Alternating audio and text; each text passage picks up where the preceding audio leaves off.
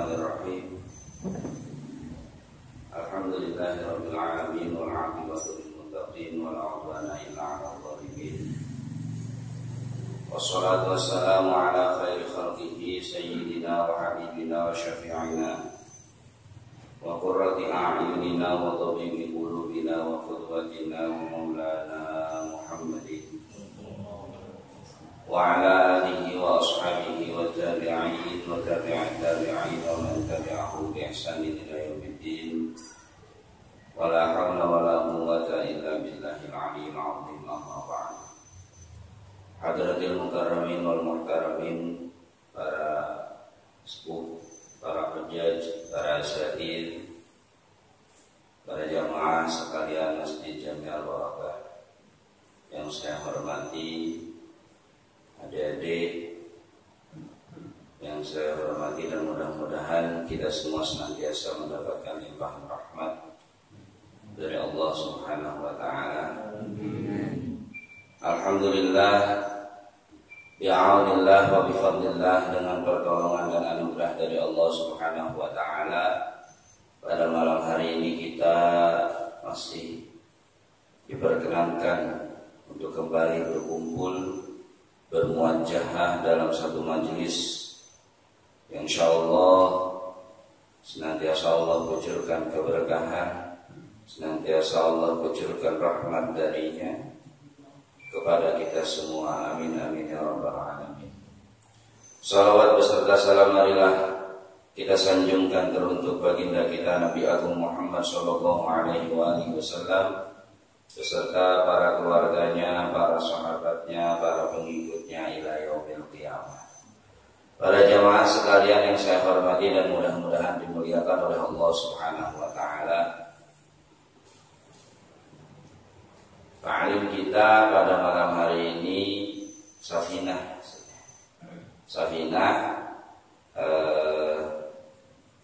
faslun wa ma'na la ilaha illallah, kalau tidak salah. Kemarin kita sudah sama-sama bahas tentang rukun iman kepada hari akhir. Belum. Iman kepada hari akhir itu belum, yaumil akhir. Oh belum.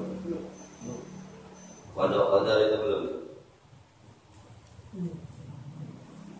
Berarti bagian rukun iman yang ke berapa? Kelima. Ya, kelima ya. Kelima dan keenam belum ya.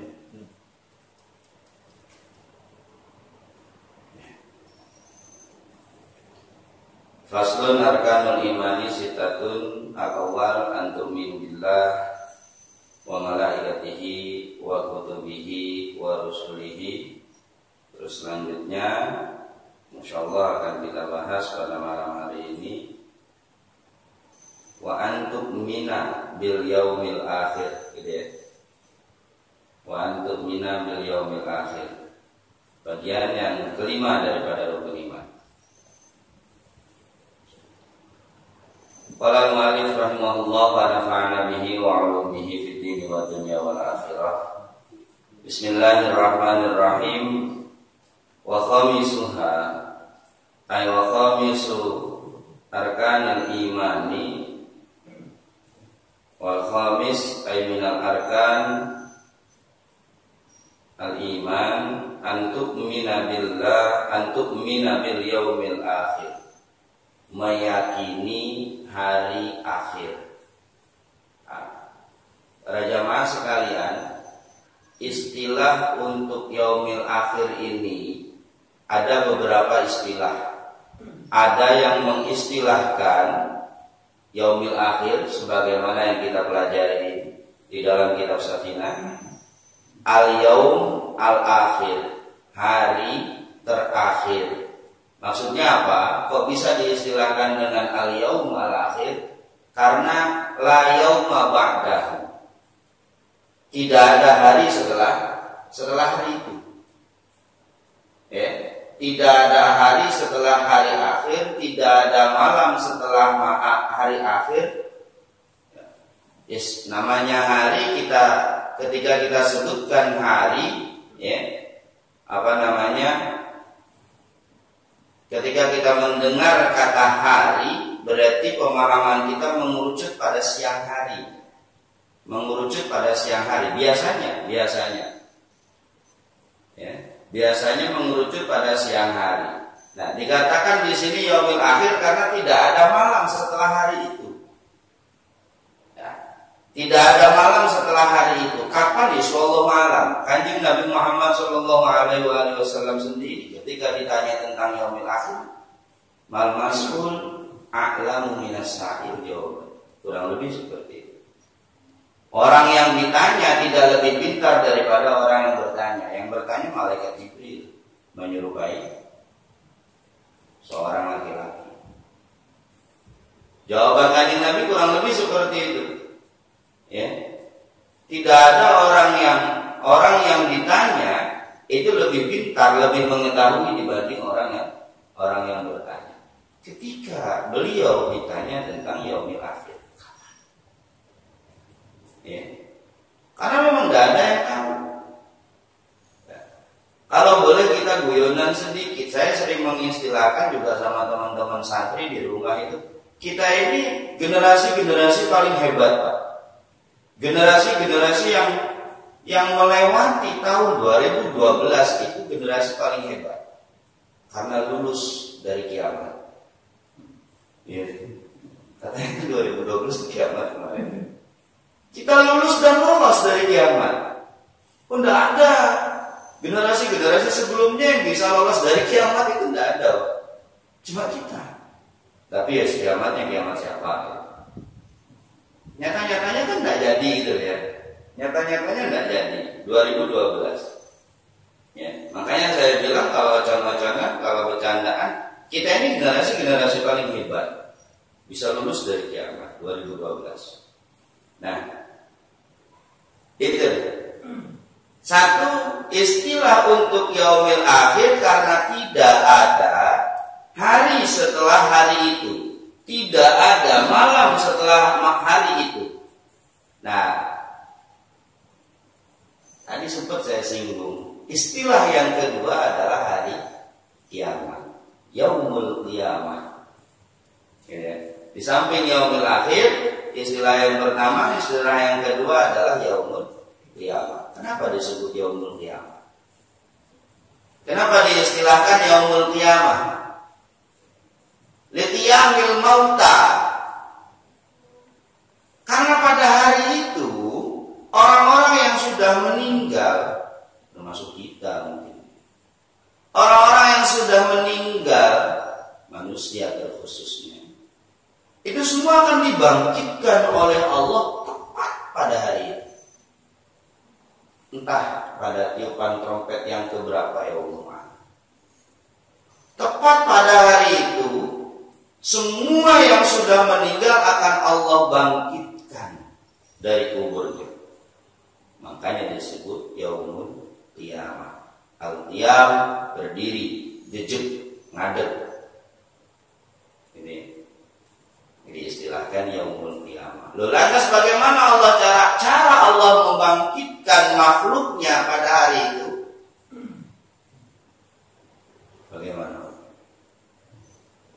Kalau saya tidak salah, di dalam tafsir Sawi itu saya pernah baca dulu, gambarannya itu kurang lebih sebagaimana Allah menumbuhkan biji-bijian menjadi pohon.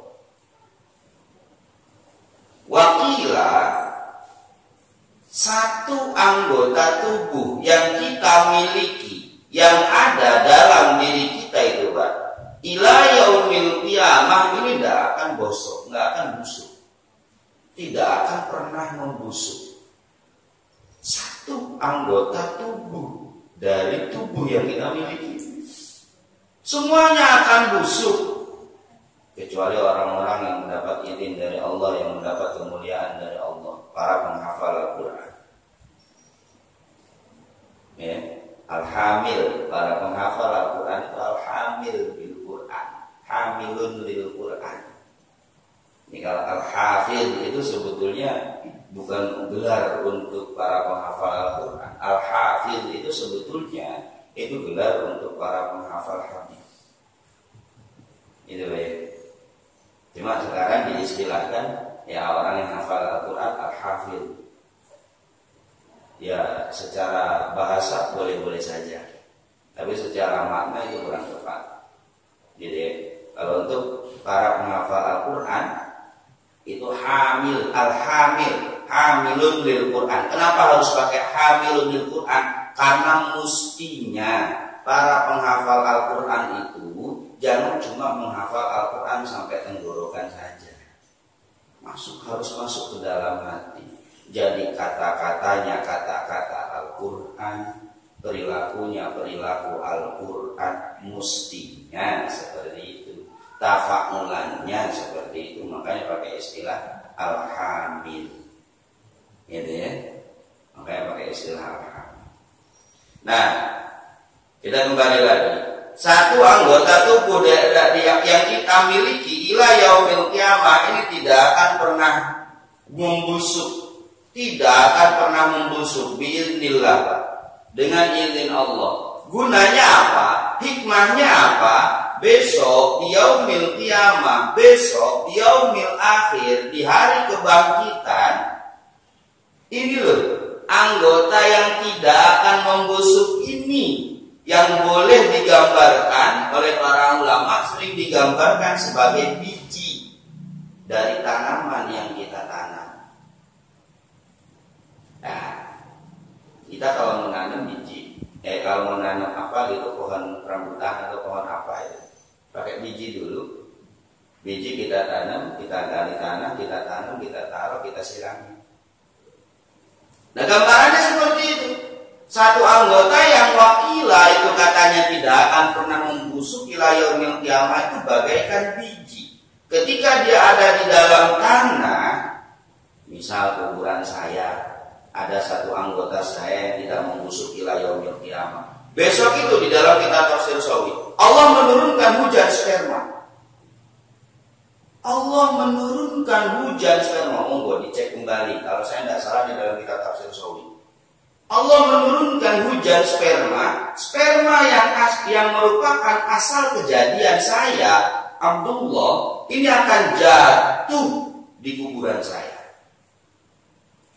Sperma yang merupakan asal kejadian bapak-bapak sendiri masing-masing, ini akan jatuh di kuburan bapak masing-masing dan tidak akan pernah ada yang tertukar. Kali gitu sperma asal kejadian saya jatuhnya di kuburan siapa itu nggak akan, Pak. Itu sudah skenario daripada Allah Subhanahu wa taala sudah seperti itu. Nggak akan pernah tertukar, ini kuburan saya, ini kuburan fulan, ini kuburan fulan, kuburan si A, kuburan si B. Sperma yang merupakan asal kejadian saya terus jatuhnya di kuburan si A, itu enggak, pasti jatuhnya di kuburan saya. Ini loh gambaran ketika Allah membangkitkan kita dari kuburan itu seperti itu. Ya, seandainya memang ada keterangan lain daripada itu, ini saya baca dalam kitab tafsir Sawi. Dalam kitab tafsir Sawi, monggo dicek silakan. Dalam kitab tafsir Sawi. Nah, itu ya Pak ya. Yaumil akhir, yaumil qiyamah, asal penamaannya dari situ. Yaumil akhir kenapa? Karena tidak ada hari setelah hari itu, karena tidak ada malam setelah hari itu. Yaumil qiyamah kenapa? Karena pada hari itu dibangkitkannya orang-orang yang mati oleh Allah Subhanahu wa taala. Gambaran kebangkitannya seperti tadi kurang lebih sebagaimana yang ada dalam keterangan tafsir Sawi. Nah, kita itu Pak, ya, manusia khususnya, kita membahas manusia yang ada taklif, yang ada tuntutan kewajiban. Manusia khususnya, semua makhluk pada umumnya, ini melewati beberapa fase dalam kehidupan, ya, melewati beberapa dimensi dalam kehidupan. Dan kita hidup bukan bukan cuma di alam dunia saja. Ini cuma salah satu gambaran dari dimensi yang sudah kita lewati atau dimensi yang akan kita lewati. Yang sudah itu kita melewati alam ruh. Itu kita sudah hidup, Pak. Di alam ruh itu kita sudah hidup. Makanya kita berbaikat, sama-sama berbaikat kepada Allah. Alastu birabbikum, kata Allah. Kata kita bala. Apa kalian tidak meyakini bahwa aku adalah Tuhan kalian, kata Allah? Ya, kami meyakini. Itu jawaban kita semua serempak. Adapun ketika kita berpindah alam dari alam ruh ke alam rahim, itu tidak ada pilihan sama sekali untuk kita. Mau kita dilahirkan jadi orang Indonesia, masuk ke rahimnya orang Indonesia, mau kita masuk ke rahimnya orang Belanda, mau kita masuk ke rahimnya orang Norwegia atau orang manapun, tidak ada pilihan untuk kita. Orang Indonesia ada yang masuk ke dalam rahim orang Sunda, ada yang masuk ke dalam rahim orang Jawa, ada yang dimasukkan oleh Allah ke dalam rahim orang Batak, orang Medan dan lain sebagainya.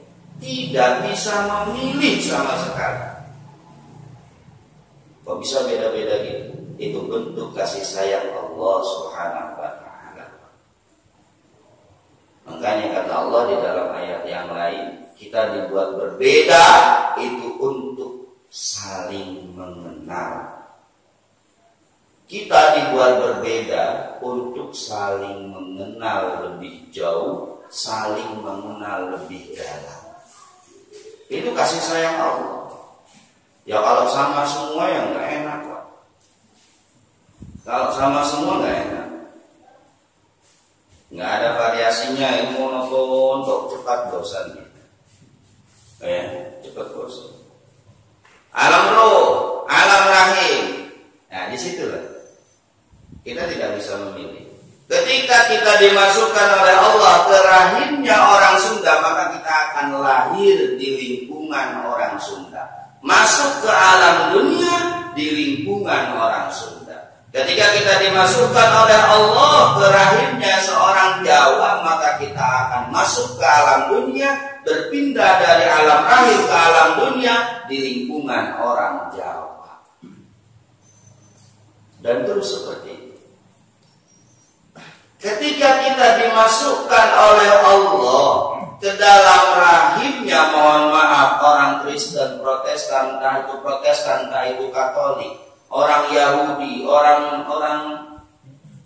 Palestina atau orang mana saja, yes, kita akan hidup di tengah orang-orang itu. Pemahaman kita ya akan ikut pemahaman mereka.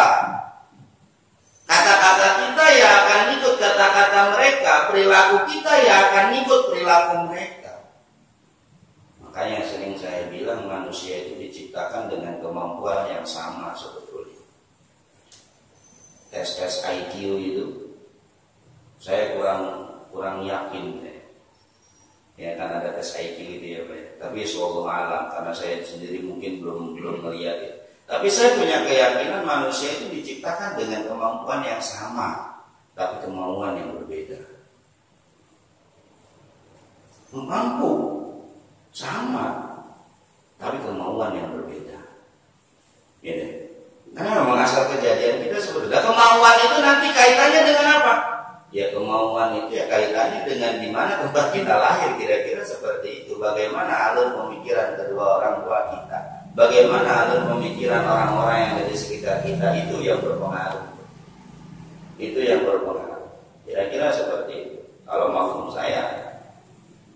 Nah, dari alam ruh pindah ke alam rahim, dari alam rahim pindah ke alam dunia, dari alam dunia besok akan kita pindah ke alam barzakh.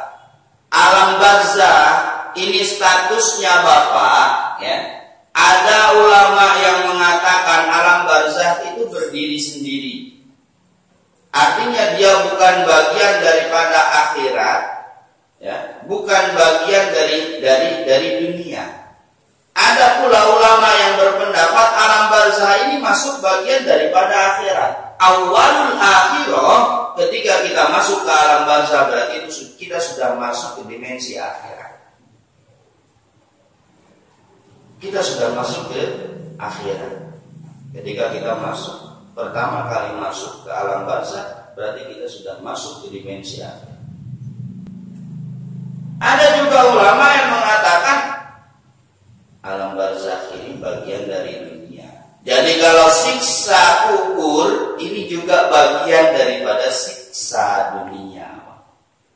Kalau kita mau ngikut pendapat ulama yang mengatakan seperti itu, siksa kubur ini masih termasuk siksa dunia. Ini wal qabru minad dunya wa qila fasilun bainad dunya wal akhirah, berdiri sendiri, ya. Wa qila ila istiqrar mana tadi?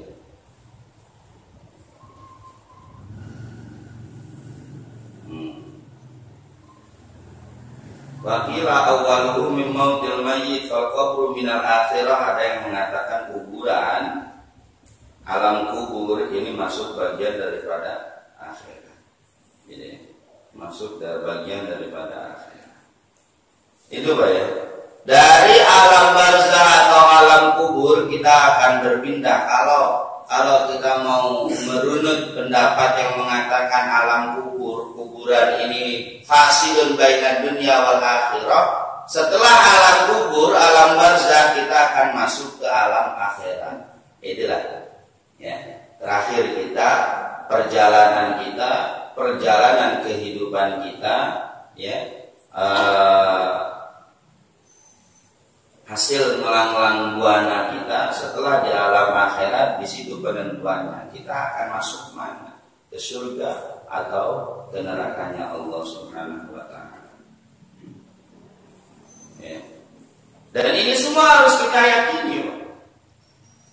Ini semua harus kita yakini. Adanya alam mahsyar, adanya hisab, adanya mizan, adanya sirat, adanya apa lagi? Jannah, adanya neraka. Ini semua harus kita yakini karena ini bagian dari proses yaumil akhir.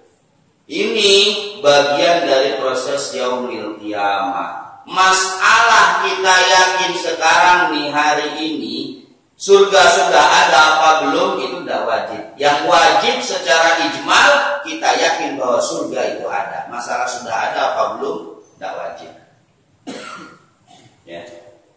Ya kalau mau dibahas ya agak panjang juga. Surga sekarang sudah ada apa belum? Ada yang jawab sudah lah. Kalau sudah ada, siapa yang ngisi? Masa ya Allah bikin surga sia-sia begitu saja, nggak ada yang ngisi selama ratusan tahun, selama ribuan tahun, kan ya tidak mungkin. Allah tidak ada, ciptaan Allah itu tidak ada yang sia-sia. Hatta nyamuk gitu Pak, itu bukan satu perkara atau satu makhluk yang gunanya itu cuma buat kita bunuh, itu bukan. Ya, salah satu hikmah terbesar dari diciptakannya nyamuk itu kita digigit, bangun jam 3 sholat malam. Cuman sayangnya cuma bangun doang, bunuh nyamuk, udah tidur lagi. Kira-kira seperti itu. Padahal itu salah satu hikmahnya ya. Karena dulu riwayat dari beberapa ulama mengatakan, sebetulnya ini ulama yang berpendapat yang mengatakan bahwa membunuh nyamuk itu hukumnya makruh. Membunuh nyamuk itu hukumnya makruh. Nah, kata ulama yang berpendapat seperti ini loh, kenapa makruh? Karena dulu Nabiullah Musa alaihi salam, kanjeng Nabi Musa alaihi salam itu termasuk salah satu nabi di antara beberapa nabi yang sholat malamnya itu luar biasa. Amat sangat luar biasa. Itu kanjeng Nabi Musa. Nah, pernah suatu ketika beliau bangun tuh di sepertiga terakhir, ya. Di bagian akhirnya, ya kira-kira jam 4, kira-kira seperti itu. Kalau nisbat sekarang mungkin ya, jam 4, hampir setengah 5 gitu ya. Baru bangun. Dan itu bagi beliau udah kesiangan. Bagi beliau udah kesiangan. Kenapa baru bangun? Ya entah posisinya karena capek atau gimana, pokoknya jam 4 itu bagi beliau sudah kesiangan. Udah kesiangan, dan itu yang ngebangunin nyamuk Pak. Yang ngebangunin nyamuk. Makanya kata ulama yang mengatakan makruh membunuh nyamuk, kenapa? Karena dikhawatirkan kebetulan yang kita bunuh ini nyamuk keturunan nyamuknya Kanjeng Nabi Musa. Ada-ada aja ya ulamanya. Tapi ya itu, memang keterangannya seperti itu, Pak. Bagi ulama yang mengatakan membunuh nyamuk itu makruh, ya karena dikhawatirkan itu. Khawatir ternyata nyamuk yang kita bunuh itu keturunan nyamuknya Kanjeng Nabi Musa. Katanya seperti itu. Ya saya juga sama ketika baca itu, kok bisa ya? Sekarang diobatin. Kayak ada aneh. Sekarang diobatin. diobatin dan disemprot gitu ya. Ya Allah. Itu nggak tahu itu keturunan nyamuk yang mana itu yang kita semprot kira-kira. Itu Pak ya. Ya, kayak lagi, ya tidak ada ciptaan Allah yang sia-sia itu tidak ada. Sama sekali tidak ada. Nama, semut, burung, ya, burung itu makhluk Allah yang paling tawakal. Burung itu makhluk Allah yang paling tawakal. Nah, kalau mau belajar tawakal, belajar sama burung. Gimana sih tawakal itu? Ya tawakal itu coba kita lihat burung. Pagi-pagi keluar dari sarang, sore mulai pulang sarang. Ya artinya tawakal itu bukan berarti ngaji topi mah gitu. Bukan berarti diem aja di rumah gitu. Nggak kerja, enggak lah, udah pasrah aja sama Allah gitu. Nggak seperti itu, ya. Kita belajar dari burung tentang tawakal. Tidak ada, sama sekali tidak ada ciptaan Allah yang nganggur itu tidak ada.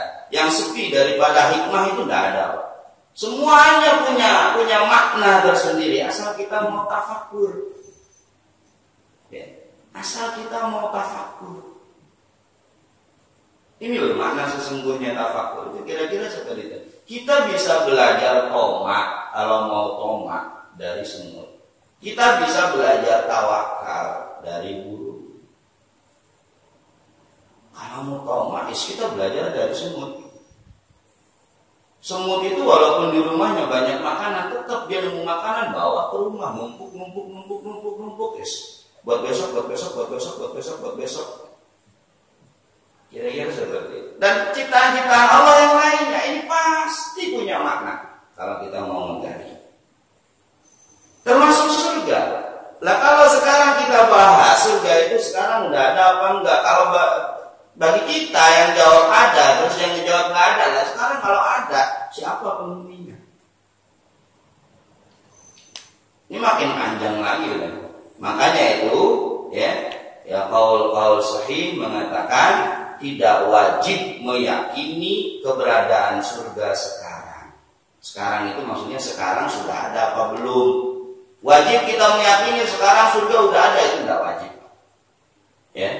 Kita meyakini sekarang surga udah ada itu tidak wajib. Yang wajib bagi kita meyakini bahwa surga itu pasti ada. Masalah kapan adanya Allah. Itu bagian dari yaumil akhir, Pak. Ya, proses rangkaian daripada yaumil akhir, yaumil qiyamah itu surga, neraka, hisab, apalagi mizan, ya. Kebangkitan, jaza itu bagian dari yaumil akhir. Bagian dari hal yang harus kita yakini, harus kita imani. Al-iman fil qalb. Iman, keyakinan itu bahasa hati. Terus yang terakhir, yang keenam, wasadisuha an tu'mina bil qadar khairihi wa syarrihi minallahi ta'ala. Rukun iman yang keenam adalah iman yakin dengan qadarnya Allah, dengan ketentuannya Allah, khairihi wa syarrihi, baik yang buruk maupun yang baik. Semua atas ketentuan dari Allah. Agak ribet. Iya, memang agak ribet. Memang agak ribet. Ribetnya apa? Ini gambarannya. Coba kita perhatikan, Pak.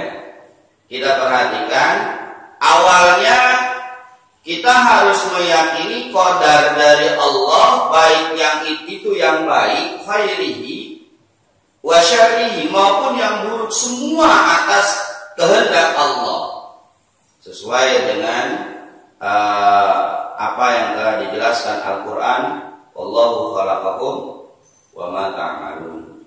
Ya, Allahu khalaqakum wa ma ta'malun. Ya. Awalnya itu. Lantas ada pertanyaan, lah kalau ada maling motor atau maling koropak, tahu koropak apa? Kotak amal, koropak. Terus kita kejar, ketangkep, dia bilang jangan dipukulin, jangan. Ini bukan salah saya, ini salah Allah. Takdir. Takdir. Bisa dia. Ya kita yang mau ngumpulin, kok bisa kamu ngomong gitu? Lah iya, yang ngejadiin saya Allah, yang nyiptain perilaku nyolong saya itu Allah, yang menghendaki saya nyolong Allah, yang ngasih kesempatan saya nyolong Allah. Ya kalau mau nyari salahin Allah, boleh nggak? Nggak boleh. Ya, dalam prakteknya kita paham seperti itu, cuma kenapa nggak boleh? Katanya wallahu khalaqakum wa ma ta'malun. Ya. Ini bicara penisbatan. Ya. Ini bicara penisbatan. Ya. Jadi coba kita perhatikan kaulnya Imam Al-Ghazali ini ya. Kaulnya Imam Al-Ghazali itu Imam Al-Ghazali. Kaulnya Kanjeng Nabi Ibrahim. Ampun. Kaulnya Kanjeng Nabi Ibrahim. Kanjeng Nabi Ibrahim itu pernah berkata, alladzi khalaqani fahuwa yahdin walladzi huwa yut'imuni wa yasqin wa idza maradtu fahuwa yashfin. Nah ini kata Kanjeng Nabi Ibrahim. Yahdin khalaqani ini sama dengan Kanjeng Nabi Ibrahim menisbatkan penciptaannya kepada Allah. Dialah yang menciptakan aku. Berarti penciptaan Kanjeng Nabi Ibrahim atas kuasa Allah. Alladzi khalaqani fahuwa, ditambah sama Kanjeng Nabi Ibrahim, fahuwa yahdi, dan dialah Allah lah yang memberikan aku petunjuk. Petunjuk, penciptaan dinisbatkan sama Allah. Ya. Ngasih makan, yang ngasih makan kita, yang ngasih minum kita, yang ngasih rezeki kita, itu semuanya dinisbatkan kepada Allah. Penciptaan, hidayah, ngasih makan, ngasih minum, itu semuanya dinisbatkan oleh Kanjeng Nabi Ibrahim kepada Allah. Termasuk kesembuhan yang menyembuhkan Allah. Tapi ketika Kanjeng Nabi Ibrahim berbicara tentang sakit, bahasanya wa idza maradtu, dan ketika aku sakit, sama sekali tidak ada penisbatan kepada Allah. Ya. Alladzi khalaqani, alladzi itu dia Allah. Khalaqani yang menciptakan aku. Fahuwa yahdi yang memberikan aku petunjuk. Walladzi yutimuni, dia yang memberikan aku makan. Wa yusqin, dan dia yang memberikan aku minum. Wa idza maradtu, ketika aku sakit. Mana ada penisbatan kepada Allah? Tidak ada. Ketika Kanjeng Nabi Ibrahim bilang wa idza maradtu, ketika aku sakit, bukan ketika Allah memberikan aku sakit, itu bukan. Ketika aku sakit, dialah yang menyembuhkan. Ini bicara penisbatan. Walaupun secara hakikat Allahu khalaqakum wa ma ta'malun, tapi ketika kita berbicara penisbatan, sama sekali tidak boleh kita nisbatkan yang jelek kepada Allah. Hakikat iya. Tapi ketika kita bicara penisbatan, nggak boleh. Nggak boleh. Sama ketika tadi saya nunjuk dia, alladzi, ya, dia Allah, saya nunjuknya kan ke atas. Apa ya berarti Allah ada di atas?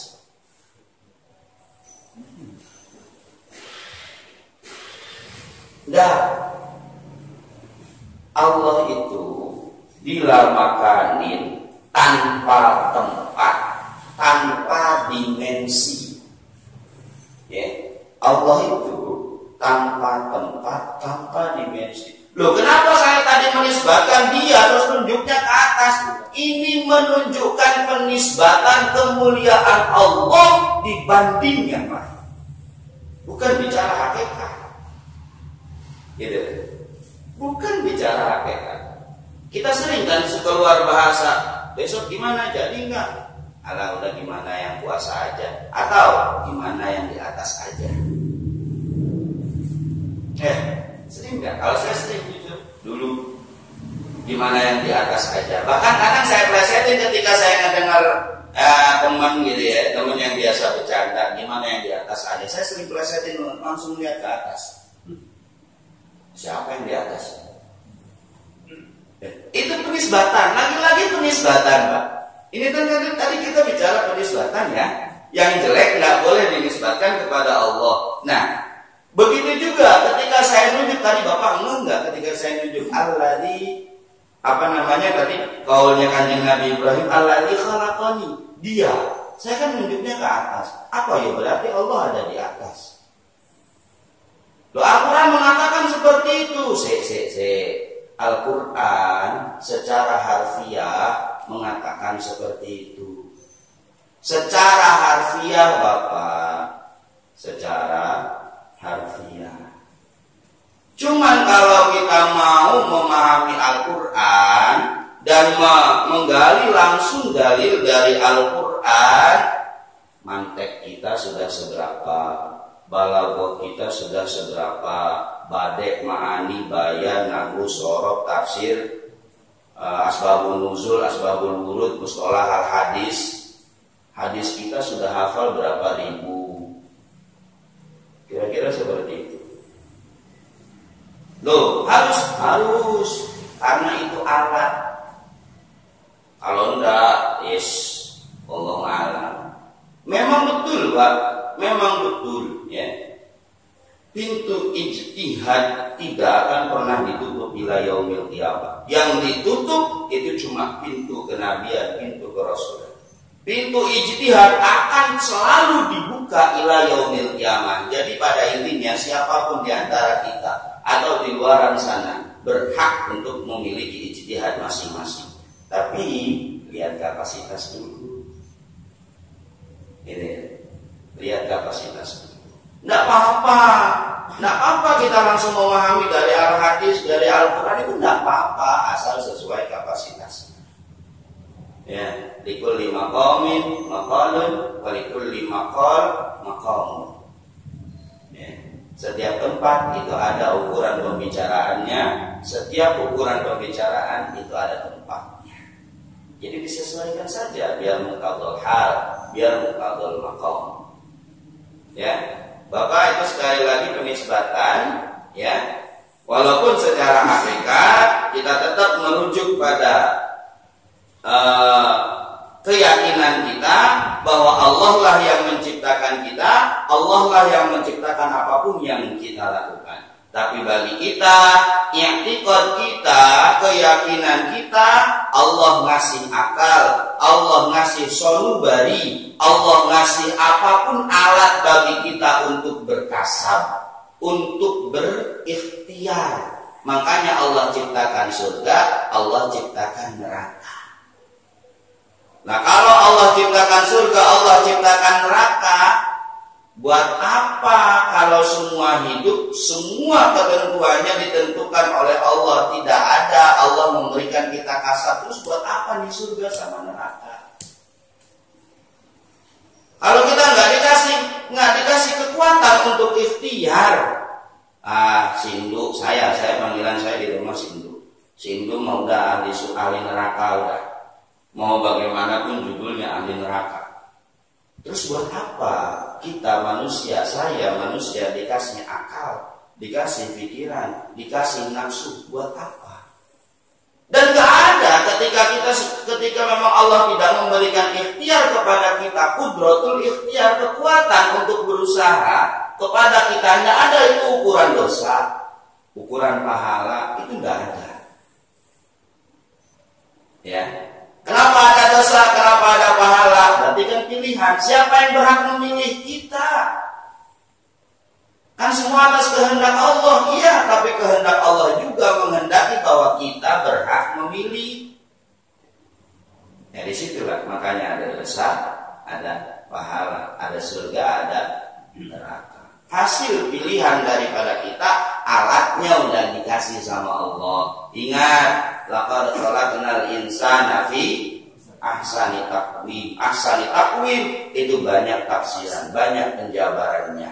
Allah Allah ngasih kita akal, Allah ngasih kita firasat, Allah ngasih kita sanubari, Allah ngasih kita insting, Allah ngasih kita kemampuan, kekuatan untuk menjalankan apa yang kita pikirkan. Itu juga Allah kasih. Tapi ya tetap semuanya itu hasil ciptaan dari Allah Subhanahu wa ta'ala. Makanya kalau dalam etika kita punya kasar, kita punya bentuk ikhtiar. Ikhtiar kita sampai mana? Ya, terakhir saya ingin menyampaikan dulu waktu di Lirboyo setiap kali mau setoran, apalagi pas setoran Alfiah 1002 bait, 1002 nazom, itu saya sering telepon sama umi saya. Mohon doanya Mi, mohon doanya. Jawaban umi saya, doa umi akan selalu terlantunkan, terpanjatkan kepada Allah. Tapi tolong sesuaikan dengan usahamu. Ya. Tolong sesuaikan dengan usahamu. Artinya apa? Ikhtiar batin terus diupayakan oleh umi. Saya yang minta doa ya jangan leha-leha, mentang-mentang dari doain ini. Katanya kan doa orang tua itu lebih mustajab daripada 70 kali katanya. Udahlah saya nggak usah ngapalin. Ya nggak bisa. Harus disesuaikan dengan apa yang kita mintakan kepada orang tua. Kita minta doa supaya hafal. Ya kita ini juga harus hafalin. Nah itu bentuk kasar kita, bentuk ikhtiar kita. Adapun hasilnya sudah ada di tangan Allah. Kita cuma disuruh ikhtiar.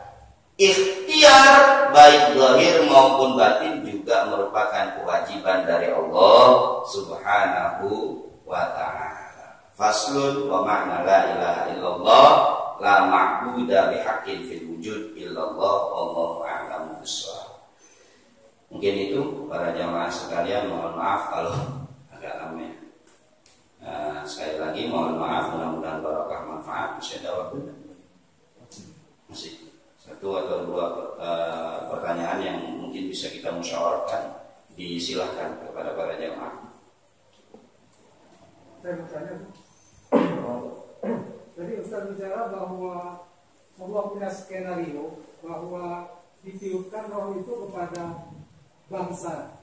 Nah, sini kalau ditiupkan ke orang Tionghoa, Cina, yang mana ujung-ujungnya dia masuk neraka karena dia mentuhankan Yesus. Nah, kenapa Allah ciptakan dia sampai ujung-ujungnya bisa masuk neraka? Kenapa Allah ciptakan dia? Ada lagi? Ada satu dulu itu. Coba biasa satu dulu ya. Jadi begini Pak. Skenario Allah ya. Ketika kita masih ada di alam ruh, sebelum kita dipindahkan ke alam rahim, ya, skenario Allah ya, ini memasukkan masing-masing ruh daripada kita ini ke rahimnya orang-orang ya yang sudah Allah tetapkan, orang-orang yang sudah Allah pilihkan, gitu ya, orang-orang yang sudah Allah pilihkan. Ingat, Kanjeng Nabi pernah bersabda, kullu mauludin yuladu 'alal fitrah. Siapa yang menjadikan dia Yahudi? Siapa yang menjadikan dia Nasrani? Abawaihi, ya. Kedua orang tuanya yang menjadikan dia Yahudi, yang menjadikan dia Nasrani, kedua orang tuanya. Allah menjalankan skenario memang sudah sesuai standar perencanaan daripada Allah. Tinggal Allah jalankan ruh si fulan masuk ke rahimnya fulan, ruh si fulan masuk ke rahimnya si fulan, dengan masing-masing jalur cerita sampai dia meninggal. Dengan masing-masing jalur cerita kehidupan maksudnya sampai dia meninggal. Ini sudah Allah skenariokan.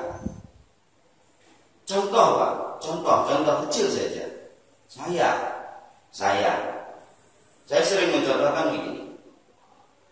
Di hari Rabu misal, di hari Rabu ini skenario perencanaan yang ada dalam perencanaan global yang Allah punya.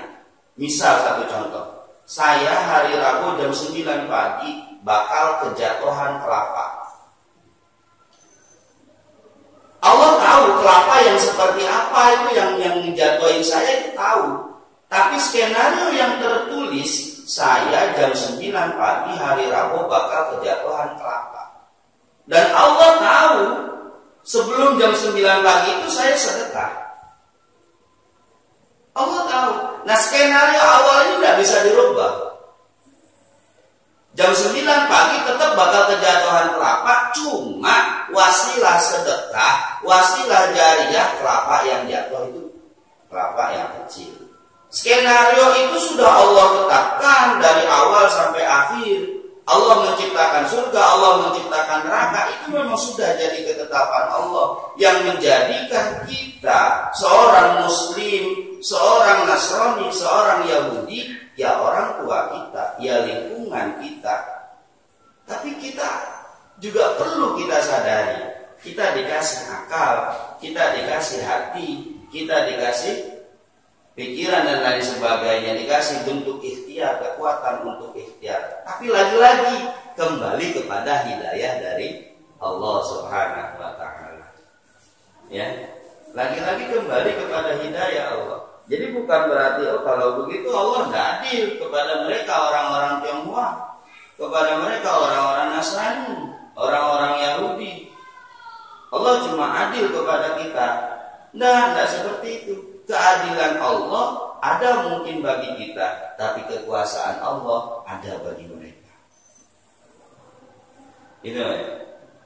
Kekuasaan Allah ada bagi mereka, dan tidak sedikit Pak yang terlahir dari kalangan Nasrani, Yahudi ataupun yang lainnya kembali memeluk Islam. Jadi bukan berarti masuk Islam, enggak, tapi kembali memeluk Islam karena dia terlahir dalam keadaan fitrah. Kira-kira itu Pak. Next insyaAllah kita akan bahas tentang itu. Sekali lagi terima kasih, mudah-mudahan manfaat barokah. Akhirul kalam, wallahul muwaffiq ila aqwamit thoriq. Wassalamualaikum warahmatullahi wabarakatuh.